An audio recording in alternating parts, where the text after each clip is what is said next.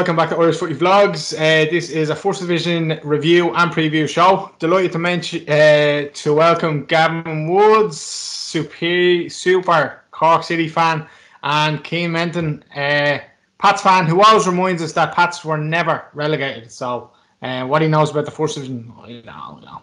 So lads, Gavin, we'll start off with you. And as I said last week on the preview show, Longford against Cork, probably the biggest game of the weekend. Finished 1-1. Keane Bargery opened the scoring for Cork within about 15 minutes, and then Carl Chambers got the equaliser for Longford so later on. I think Colin Healy maybe a little bit disappointed. You know, with 5 minutes to go, you have 3 points in the bag and you're going back to Cork, still top of the league. But looking at the highlights, it looked a pretty even game. I know Longford had a good few chances in the game, so and Sam Verdon had 2 cleared off the line. So how did you see this one? Yeah, I think they were lucky to get a point, Keith. It looked, and as I said, I saw the highlights after I bind the match. I didn't see it, but I saw the highlights there an hour ago and I watched it. But I thought City were lucky to come away with a point there. I like great goal by Cian Bargery. He got a fantastic goal, but as you said, like with City clearing the ball off the line twice, and like Longford had a goal disallowed. You know, they hit the post. You know, it looks like that City got out of jail even with the point. But then you're kind of going, you know, when kind of things are going your way and you're trying to hope with 5 or 10 minutes to go, or even 5 minutes plus injury time, that you can try and hold out. But I like looking at the goal there a while ago. You know, I hate going on about Ronan Hurley, like, but for the goal, you know, the goal that was given away, like he was marking fella Chambers, and sure, like, I mean, I might as well be marking him, you know. He just switched off, and sure, your man got in ahead of him, and then he turned with his hands out, looking at everybody else, like, but it was his own fault. Like, I think a huge thing there was Gilchrist got injured clearing the ball. I think Longford just would have scored. I'd say Gilchrist pulled a hamstring or something clearing the ball, so like Ronan Hurley came on for him, and I think it's not an excuse, but like City had a couple of injuries and stuff, and like, you know, when you're taking off Gilchrist, who's, you know, who to be fair to him, who's been outstanding, and you're bringing on Ronan Hurley, you know, with all due respect to him, like, but there's no comparison between the two players. So I think City were actually lucky to get a point, and you know, at this stage in the season, I know it's only kind of halfway, but you know, you can't really be dropping points. You know, you just can't, because it's that tight, you know. Yeah, Cian, as I said, Longford, they pressed Cork quite well. Going on the highlights, as I said, Sam Verdon had 2 cleared off the line, and a couple of other chances. Look, they're sitting in 4th place. We already discussed this. They're probably going to finish in 4th place. But Gary Cronin happy with the draw? Yeah, look, I think Cork would be the most disappointed, to be honest. I think they should be looking to beat this. They should be looking to win games. Look, going by what Gavin's been saying, you know, maybe a point is fortunate for Cork, but before the game, you know, and especially when you're leading with a couple of minutes to go, you know, you need to hold out and you need to win them games if you want to win that league, because, you know, points are hard to come by in the league, and every game you're gonna be up for it. So when you before the game, I think they wouldn't have took a draw. They would have went to win it, and especially being 1-0 up and stuff like that, it's a killer, and that will hurt a lot more than, you know, it feels like a loss, I would say, you know, when you concede so late in the game. But, you know, great point for Longford. You know, they kept going right to the very end. They felt like they deserved it. They probably deserved more than a point, but they got a point. I think it's a little bit of a flat season for them now in the season. They peter out from now to the end of the season, and you know, everyone, it's hard. Everyone's going to be looking to get into the playoffs, and you know, when you're in the playoffs, you expect to go up, and that's where the pressure comes. And you know, realistically, probably no team that's going to be in the playoffs is going to come up. You know what I mean? So I think fans need to realise that as well. You know, it's not, if you get in the playoffs, it's not like you're going to come straight up. So it's going to be a tough season, I think, for Longford. I think they'll pick up more points than they lose, but I can see them still being inconsistent. Yeah, Gavin, we can't move on. It was mentioned today on Twitter that Barry Coffey has been linked with Galway United. I don't know if you've seen this. Colin Healy has mentioned that agents are in talks and stuff like that. It'd be a massive blow for Cork, wouldn't it? Yeah, it would be. You know, he's a very good link player between midfield and up front with Cian Murphy. I was kind of wondering why he wasn't in the squad tonight. I was wondering, was he injured or was something coming up? But yeah, I suppose, look, he might want to go up to Galway if that's the case. No, to be fair, believing Twitter is like believing that my hair is going to grow back. So I wouldn't take much notice of that, really. So. I'll believe it when I see it. But if something did happen with him, then he'd be a loss. No, to be honest, then at the same time, and I don't want to be too critical of him, but in the last 5 or 6 games with City, he wasn't really great. And they, for want of a better word, they were picking up points without him anyway. But at the same time, when he is on form, he's a super player. And like Cian can tell you for himself there from the FAI Cup game last year there, when Pats came down that time, he was a threat to Pats, and he equalised that time just before went into extra time. And he has the ability around the edge of the box where he arrives late for goals and stuff. And some fellas I suppose every other player on the City team are not really like him in that sense in terms of his ability and arriving at the right time to pick up important goals and stuff. So if it is the case, he's going to be a loss. There's no doubt about it. But as I said, at the same time, if I believe Twitter, I'll have a full head of hair in the morning. So we'll wait and see. We'll wait and see.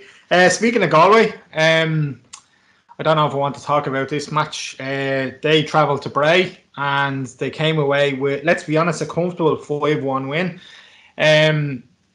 Apart from 15 minutes after half-time when Bray came into the game a little bit after the substitutions, in fairness, the 3 substitutions made a little bit of a difference. And one of them scored a goal to bring it back to 2-1.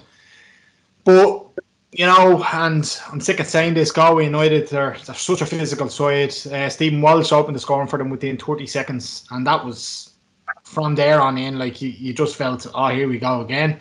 Wilson Wawera got their second, and as I said, Darrell Lynch got us within a goal, and then with their third goal turned out to be a bit of a fluke from Max Hemmings from the touchline. Went over Michael Kelly. Questionable goalkeeping, I don't know. Or a fluke or goal, I don't know. And then Stephen Walsh got a second and David Hurley got a penalty. So 5-1 to Galway. They seem to be racking up the goals, and Cian, it's a bit topsy-turvy at the top now. Galway are back on top after Cork beating Galway a few weeks ago. So, it's probably going to be like that from now till the end of the season. Yeah, look, you hope so. I think you hope it's like that for the end of the season. Now, look, the people involved in it, the clubs involved will like to stay on top and be a few points clear. But as a neutral, and I think for the sake of the league, I think a good title race is decent. Look, I said it in the preview show that never went out, but I did say that I did think it was going to be a comfortable Galway win. I didn't think it'd be that comfortable. I was shocked, especially after 30 seconds, and they say, because I get all the notifications on my phone and stuff, and literally I just got a kickoff, and they must have been late sending the kickoff notification, because they said kickoff, and literally about 2 seconds later it was 1-0. No, I thought it was a mistake, to be honest. You can't, especially when you get back to 2-1, you can't lose a game 5-1, and that's we've seen that over the years with Pat Devlin, and we've seen it over the years with Cabin Thiele and stuff like that. These are the type of the results for some reason. I don't know what it is, but you can't just have a tight game. It's either you're winning a game comfortably or you're getting hammered. It's one or the other, and I think if anyone fancies themselves against Bray, especially in a 50-50 game, you can't see Bray coming out of a game, a 0-0 game. You can't see Bray winning it. It's always Bray holding on for a point and the other team going and pushing.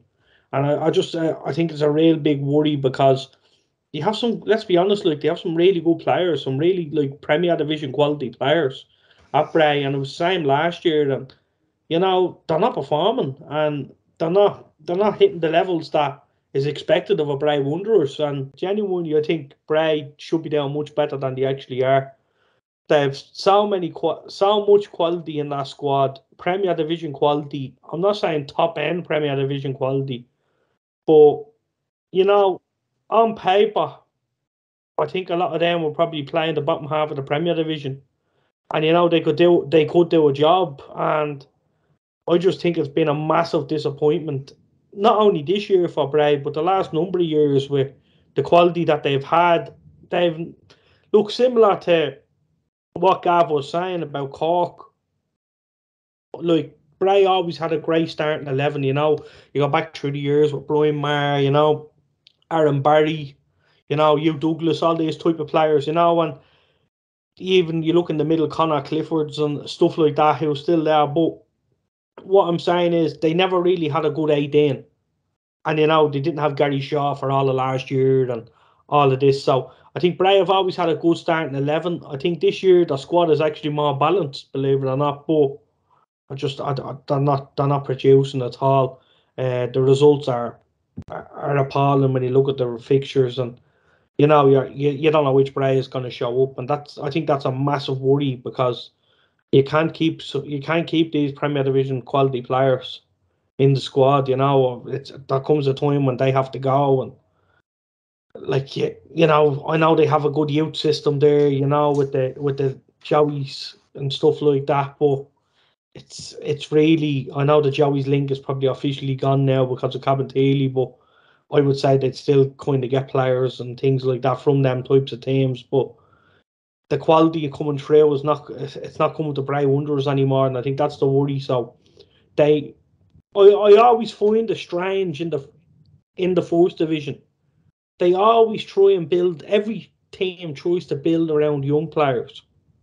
And for me personally, I think that's the wrong way to go in the first division, because these young players are going to go. Where if you get experienced players and build it around, mid-20s, late 20s type of players, then realistically, are them players going to go and play in England or play top tier, for a long time? I don't think so. But then they can build a squad and they can build a team for the number of seasons. And I think that's where I think a few clubs are going wrong, because any decent talent, any young talent coming up, you'd be lucky to have them for, a year, 18 months max in the first division, especially, and I think that's something that I think the likes of Bray should probably look at next year. Like, I'm looking at, now I'd say probably go to Drogheda, I've no idea, but no keeper, but I'm looking at the likes of Lee Stacey and all these type of players. If you build a squad with all these type of players, I think he might go to Drogheda, if I'm being honest, with no keeper and the Dara Doyle link and stuff like that. But, these are the players that I think are the key players to be signing. The players that probably, I'm not saying Lee is or aren't like it, but the players that aren't going to play top end League of Ireland, and build your squad. The amount of change over in the first division is frightening. I think the Premier Division has calmed down over the last number of years. Look, we've seen overhauls last year with the likes of Derry and Pats and stuff, but realistically, I think a lot of players kind of stick together in the Premier Division, and I think the first division takes that model. I think it'll be massive, but I fear for Bray for the, for especially till the end of the season, and I am worried, and I'm not just saying that, Kate. I genuinely, I do worry for them long term. Like, they might get through this season all right and things, but the next couple of seasons is going to be a growl, and this season is probably taking them back 5, 6, 7 years, and that's my worry. Yeah, enough about Bray.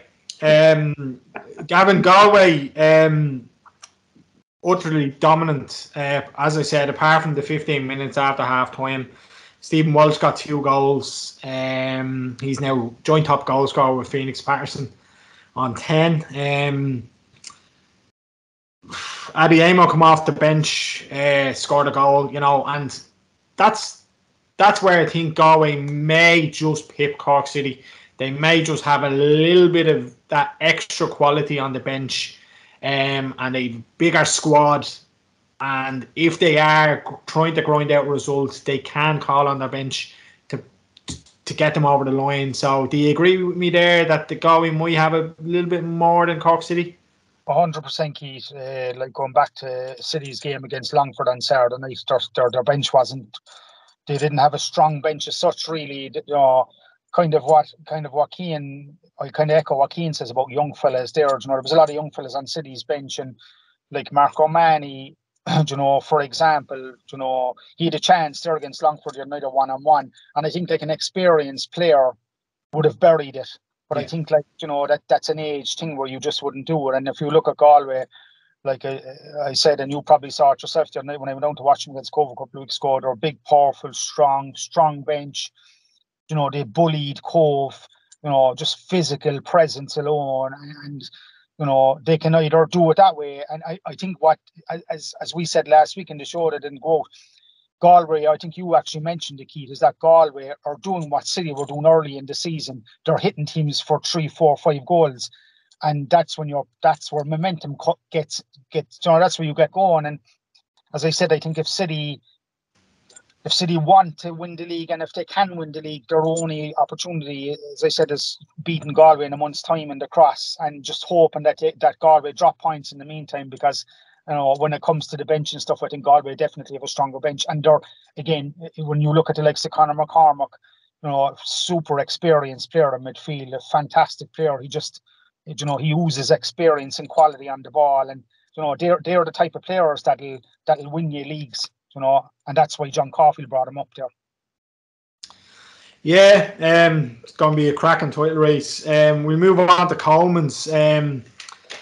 Look, Coleman's, Cobh fans are probably giving out behind the scenes at me, because I'm always criticising their pitch. Particularly in the summer, it's very hard, and it's bumpy, and it's bouncy, and you know how teams go down there and get results in the summer, particularly June to August, is beyond me, because you know you might scrape a 1-0, but like Kane, you know, Pats have been there a few times. Like, you know, Wexford went down here and won 3-0. Something you probably wouldn't expect, given the way the Cobh pitch does be. Conor Davis got an absolute cracking goal, fine team goal. Jack Doherty, probably up there with goal of the season. He must have been at least 35, 40 yards out. Now, Sean Barron will be questioned, the Cobh goalkeeper, for his positioning, how he can be beaten from that far out. And it didn't really look like it had that much pace, but he scored nonetheless. And then, obviously, Dinny Corcoran. We mentioned those 3 players a few weeks ago. They have the quality, Wexford. They just haven't hit the form that they probably would have hoped for when they signed these players. They're touching Treaty. They're probably going to push Treaty for a playoff spot in. Yeah, look, I think they will push them for the playoff spot, and I just think both teams aren't consistent enough. So that's gonna, you know, one week you're gonna feel like you're never gonna hit that playoff spot, and the following week you're in it. And I think that's the way it's gonna be. I think themselves and Treaty are gonna fight it out. Is that where Bray might have a chance, Ken? For your sake, I'd like to say yeah, but you know, I do. I think Bray will probably, you know, get there, but not because they're good. I think it's just because the standard isn't that great, and I think, you know, without probably doing too much, they might get in it. But I can't look at it can happen when you get to the playoffs. But you put Bray up against anyone now, probably apart from Cobh, and you know, you probably wouldn't even pick them to win. And I think that's a bit of a worry. But you know, you're going to Wexford, and like I said last week, it's probably the first time they were going into a season with a little bit of expectation. So that's a big deal for the players. That's something different.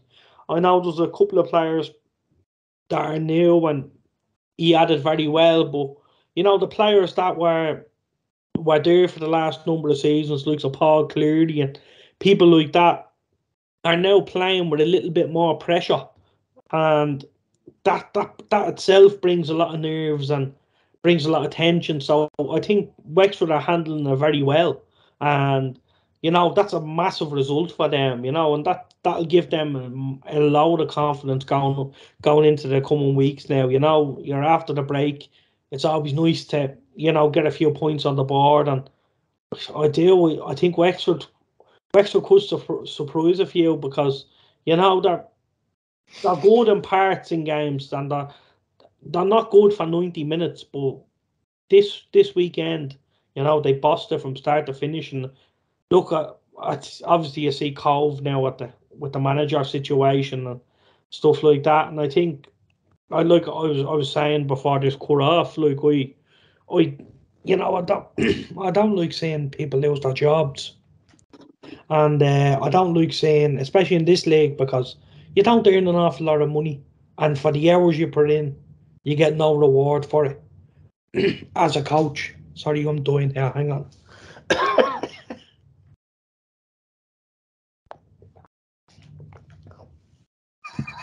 Sorry about that, lads. I was doing there for a second.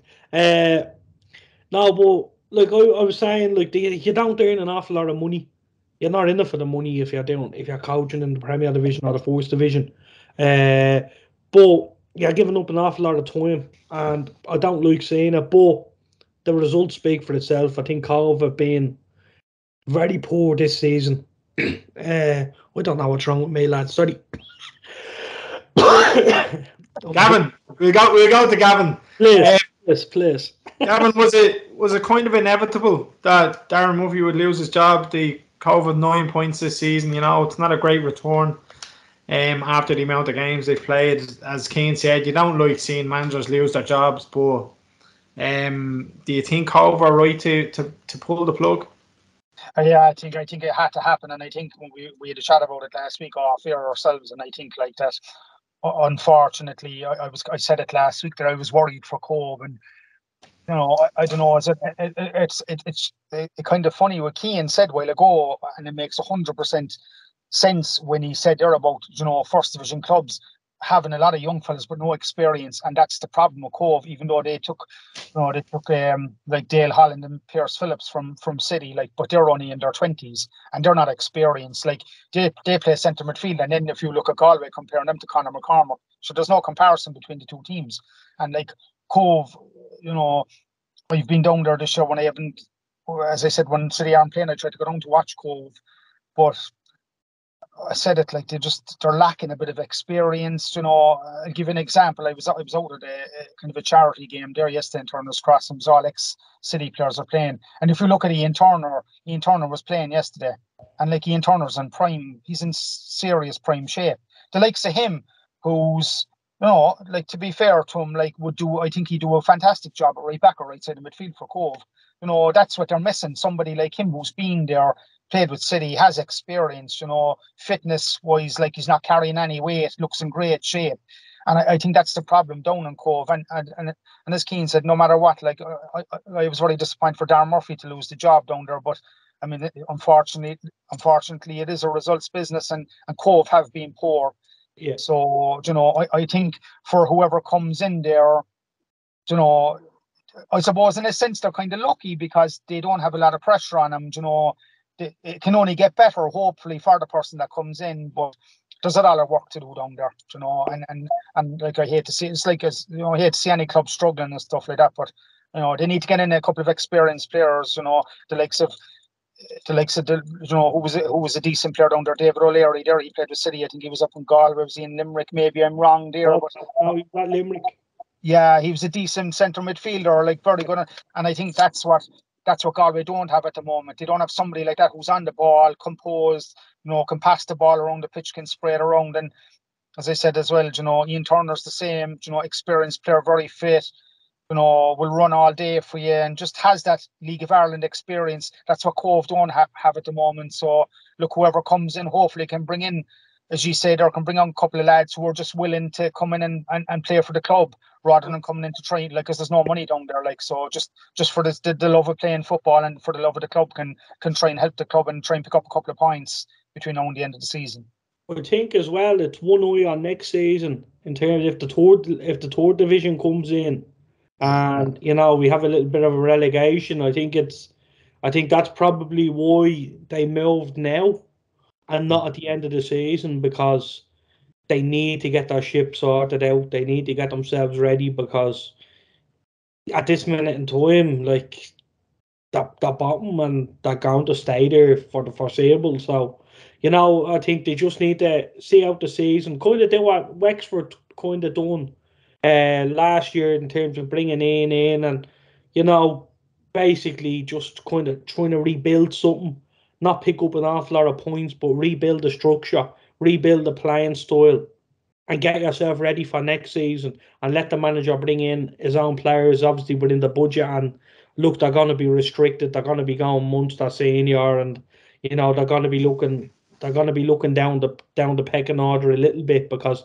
they're not going to have the choice of players, and like who wants to go to Cobh, and that's the problem, and I think that's what they're dealing with. So I think it's one eye on next season that they move now, because otherwise, if it wasn't, you can't really see the point, and I'll be honest. Yeah, Cobh fans won't be happy with you, Cian, saying they're bottom, because the team we're going to talk about next are bottom. I know. Athlone went to Treaty. Look, Athlone had a good result last week. They beat Cobh 5-2, and obviously they would have been the kind of the squad would have been happy enough with that, and obviously going into a game against Treaty, the eyes will be up, and Treaty haven't been going well of late, but Treaty won 2-1 this game. Dean George after 6 minutes and Jack Lynch after 8. All the goals came in the first half. Alua got a 6th of the season then for Athlone to half the deficit. But look, Tommy Barrett, this is the kind of win that Tommy Barrett wanted. It gets Treaty back on the road, if you get me. They have 3 points on the board, and with Bray losing, as we already discussed, and Wexford winning, they needed to push a little bit further clear of both of those clubs. So he'd be happy with that 2-1. Athlone, on the other hand, they were missing a couple of key players. It was Zainu, Macaulay, and Keane. We've already discussed Glenn Macaulay. He's not having the best of seasons for them. No. And Derek Daly as well. So we'll talk about Treaty. 2-1 win. They're in 5th place. So if they can keep this kind of momentum up for the rest of the season, they'll probably end up there. Yeah, I think they will end up in it. I don't think they have a team. I don't think they're the team that need to be worrying. Look, they were never going to repeat what they done last year. I think the quality of the first division has gone up, and I think probably Treaty fell victim to that, to be honest with you, because I don't think they've really weakened the squad. A couple of new players in, obviously the keeper and stuff like that is a massive loss, but we'll see him now. We obviously see him in the Premier Division with Bowes now, so it shows you how good of a keeper that they had, and he's a massive loss for them. So that's a big thing to deal with as well.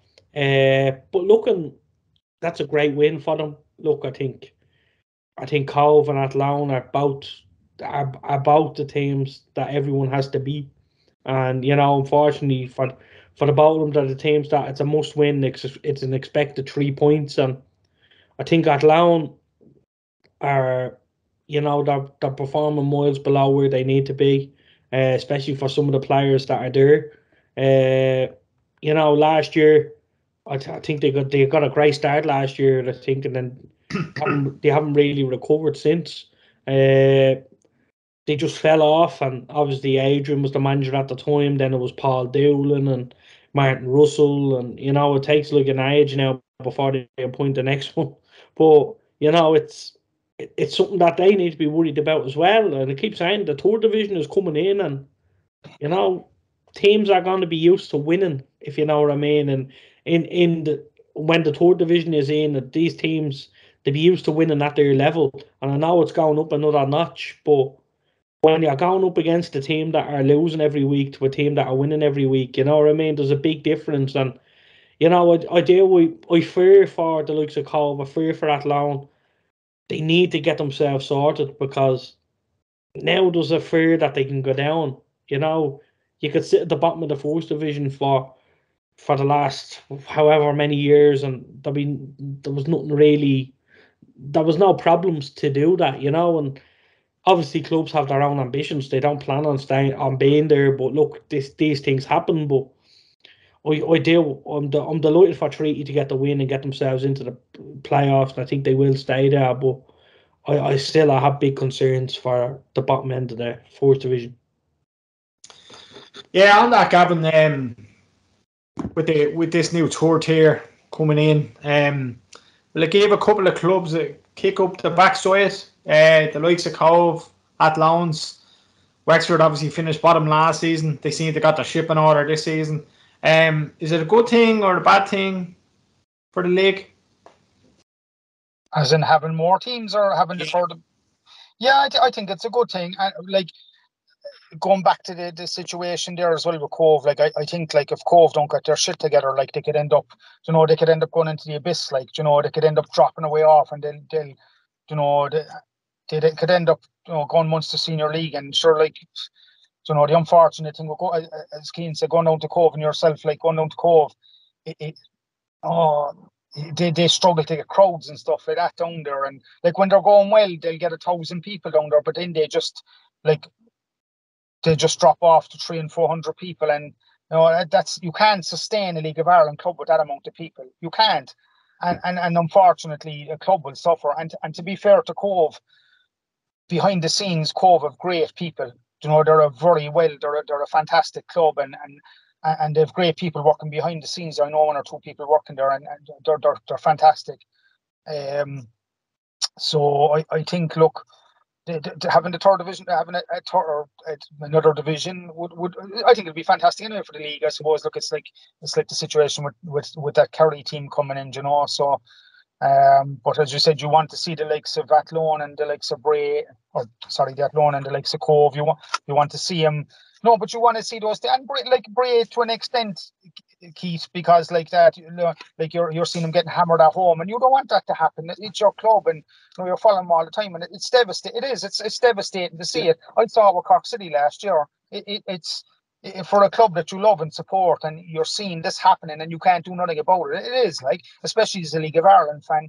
It's grand for the likes of the English clubs, and we're watching them on the telly. Like, they'll recover quite easily, but League of Ireland clubs don't, and especially in the first division. So you want to see the likes of Bray, you want to see the likes of Athlone, and I saw it with City last year. You want to see the likes of Cobh. You want to see him, get investment, pick up players, and just have a good structure of the club and good base and stuff like that, and that they don't run into trouble. Yeah.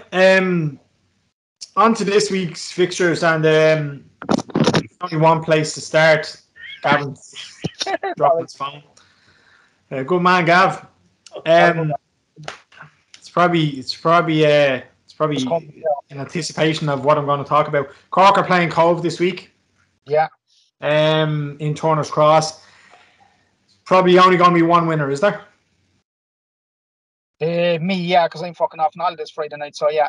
I don't. The thing about it's one of these games where, like, when City played Cobh down in Coleman's Park a couple of weeks ago, that's what I can understand with Cobh. Like, Cobh have been terrible, and when City played them a couple of weeks ago, Cobh could have came away with the 3 points.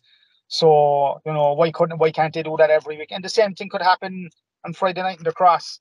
The longer the game goes on in Turner's Cross, and teams manage to hold out City, the crowd gets frustrated, and if Cobh have somebody in place for Friday night, you always get a response, from players. Players just decide to kind of, I haven't been doing it there for the last 3 months, but all of a sudden I'll decide to wake up a bit, like, and that could happen on Friday night. It can easily happen. But what I'd be hoping for City to do is be professional and hopefully, do what Galway have been doing recently, pick up early goals, and if City can pick up, if they can go 1 or 2 up before half time, I'd be hoping for the 3 points. But as I said, you just never know. And again, it comes back to you don't know what Cobh is going to turn up on Friday night. And the way City, like Gilchrist looks like he'd be missing. Well, look, with the injury he got, looks like hamstring, so he could be dodgy for Friday night. So he'd be a huge loss. And as we go back to saying the bench doesn't look that strong for City at the moment. So, anything is possible. I'd be hoping for 3 points. Yeah, Cian, I believe Cobh have brought in, or they've promoted a couple of academy guys into the first team role. So maybe the players will get a bump. I don't know. I can't see anything but a Cork win. Are you the same? Yeah, look, it's obviously there's a different voice there, so that always just without the players. I'm not saying the players weren't trying. I don't know what it is. I can't even describe myself. I'm a coach myself, and I know something feels different when a new manager comes in, and everyone has that little bit of a buzz. But these are the games that has Cork City in the first division. These are the games where Cork City are still in the first division. They haven't won enough of these games. They haven't beaten teams that they should be beaten. Even when they were in the Premier Division, they were losing to a UCD. They were teams that Cork City should never be losing to. It's easy to go up for your games against Rovers. It's easy to go up for a big FAI Cup game. But these are the games that get you into the Premier Division. These are the games that get you up there to play these big boys. And Cork have struggled being the favourites all last season. And I think this season now they've started towards the back end of last season.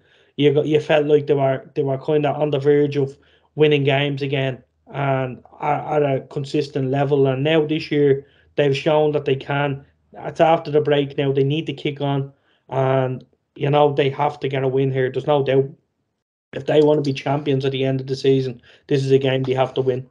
Quick prediction? 2-0 Cork, 3-0. Yep. I'll go 3-1 City. I'm gonna go 5-0 to Cork. I think Cobh are that bad, and I think Cork, even with a couple of players out, they'll comfortably win here. Galway play Treaty in MDC. Galway off the back of the win against Bray. Treaty off the back of a win against Athlone. So two teams who are on the up. Galway top of the league. Again, Treaty, even though they got the win last week, I think Galway at home, MDC, crowd behind them. There's only one winner again, isn't there? Gavin? Oh, I'd say this isn't even going to be, unfortunately for Treaty, and not being harsh with Treaty, but I know they got to win last week against Athlone, but there's going to be no comparison here again. I think this could be a rout again for Galway. They're flying, and it's with no disrespect to Treaty. It's just the way it is at the moment with form and stuff. It's not having to go to Treaty. It's just simple. Galway are just on fire at the moment. So I would be saying 3 or 4-0 to Galway here. Cian? You'd like to think Galway will win this, but these are the games that I think Treaty love. They like being the underdogs. They like playing that card. They like making it tough. I've seen it last year, especially. I was at games in Talca Park and they were playing Shells, and they make it tough. They make it tight. They make themselves hard to beat when they want to be. I think like we spoke last week. I keep thinking that podcast joke went out, but it didn't. But I was saying he's kind of changing the philosophy. I think last year it was a lot of basics, and I think this year now he's adding to it. He's not changing everything. He's just adding little bits to it, and I like what he done, and I have great respect for it because you see it, and people are trying to change a club and change everything in months. It doesn't happen. And I think what Treaty done last year and what they're doing again this year now, are adding the little bits of quality and adding different parts to the game. I think it's really clever. And then, they can always go back to basics. And, I think they might even have a little bit of an upset here. And I'm going to say a draw. I'm gonna go 3-0 Galway. I just think they're too strong. Alphabetical order. Waterfords take on Bray. Bray have a tough out run. They Galway last week. They Waterford this week. Sandwich in between is Wexford, and then they play Cork next week. So it's sad to say, but I can't see anything. Look, this is Waterford's first game in 4 weeks. They had a postponement against Cork, I think it was. Gavin, was it? Yeah, because of the cups. And they were idle last week, and then obviously the break and stuff. So, look, a new manager on board, Danny Searle, I think is the name. I hope I have that name right. I thought Power was doing quite well with Waterford. They were unbeaten. something we need to mention is Killian Cantwell has come back into the team, and he seems to have shored up Waterford at the back, and they've gone on this run, and I think they'll continue it this week. Again, I don't like saying that as a Bray fan, but I just can't see us getting that in Waterford. We're struggling for players as well, so a lot of young lads involved. So, Cian, do you agree? Yeah, look, I think with Danny, I do. Danny Searle is the manager, and I get fascinated when I see new managers coming into the league. I enjoy that, and I think it's a challenge, and it's something that I'm looking forward to seeing how Waterford set up and how they play. He said in his interview he's not going to change it. And why would you? They're winning for fun with Gary and stuff like that involved there, and it's great to see the two lads there again with him, man. I'm just fascinated to see it now. I like seeing new ideas brought into the league. I think Mark Bertram was a fantastic appointment at the time, and I think he gave the league a little bit of a bump. And I'm looking forward to seeing this, and I wouldn't write Waterford out of this title race yet. No. I think they could easily find themselves back in there after 2 games, and look, you look at Bray, it's that type of thing. Galway, for example, can't see themselves losing. Bray can't see themselves winning. When you're in a rut in this league, it's very hard to get out of it. And I think they just need to go back to basics here. Just be hard to beat. If you get a point, I think that's the best I think they can ask for. But I'm looking forward to seeing it. I think the place will be packed for it. I think hopefully he gets behind them. Hopefully he ignites something with Waterford, and I'd like to see him doing well. I always find these appointments a little bit strange. Not gonna lie, and you're wondering where they got him from, or how it came about. But it's something that I enjoy. I like seeing new faces in the league, and it's not the same circle of managers. And look, we'll see how he's a fellow Baldy as well, Gav. You're only half a Baldy. Yeah. But no, I have to say I'm looking forward to seeing it. I think it'll be a positive now, and I hope Waterford kick on, and I think we could have a 3-horse race. I wouldn't write them out yet, because you look at Cork, if they drop a few points. You look at Galway, who I think will drop points the weekend to Treaty, and if Waterford can win, they're right back in it, and that gap is closed again. And I'm gonna go for a Waterford win. I can't see anything else, to be honest. Worrying, but I'll go Waterford to win this, and I'm gonna say probably it'd be one of these games. I think it'd be either 1-0 or it could be 3 or 4. It'd be one or the other. There's no in between. So just gotta go Waterford to win. Yeah, I'll go 2-0 Waterford. Gavin, your prediction? Yeah, I suppose you can't. Unfortunately, you can't look past Waterford. I suppose they're key. Like, you obviously know better than anybody, but this after losing to Galway, Bray the other night, it'll depend on how the week of training goes, or what they do during the week. It depends on how they respond on the training pitch afterwards, and see can they, I suppose, stop giving away stupid goals or silly goals, or giving away early goals. They mind fucking 30 seconds. Can you hold out for, and that'd be the most important thing. I mean, they might have to go to a back 5 or something this weekend and just try and shore up things. And I suppose, look, Waterford are on a run. You can't really look past Waterford. I'm going to go with a 2-1 Waterford.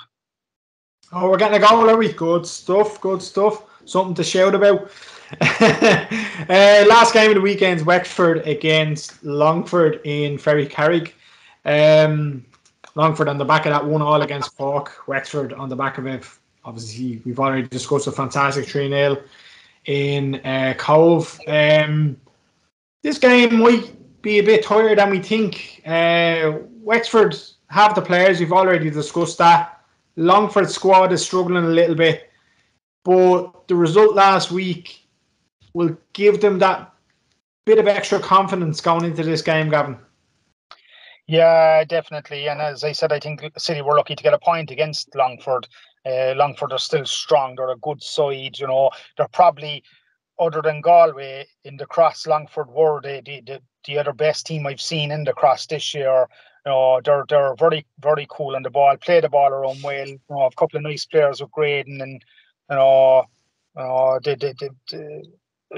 Verdon as well. They're a good side. On the other hand, then Wexford, picked up the 3 points. I know you still have to go down to Cobh and you still have to get you still have to go down and pick up the points and get your goals. But you can't, no matter what, you can't beat coming away with 3 points and a clean sheet and scoring goals. And you've all the players that we've mentioned, Denny Cochran and Jack Doherty, and you've all those lads scoring goals. It's great for confidence, no matter what. I think this could be tight, as you said there. I'm going to go with a 2-2. I'm going to go with 1-1. Cian, what do you think? Wexford will win this, I think. I think they'll build on last week. I just don't think Longford are great shakes at this minute in time, and I think a half decent Wexford side might be enough to get 3 points here. Good stuff. Guys, thanks very much for coming on. Subscribe to the channel if you haven't subscribed already. Give us a like if you like the content. And let us know in the comments predictions of the matches coming up this weekend. Thanks, guys. Hit your bell notification button. Hit your bell notification. Look at our handsome faces. Cheers, guys.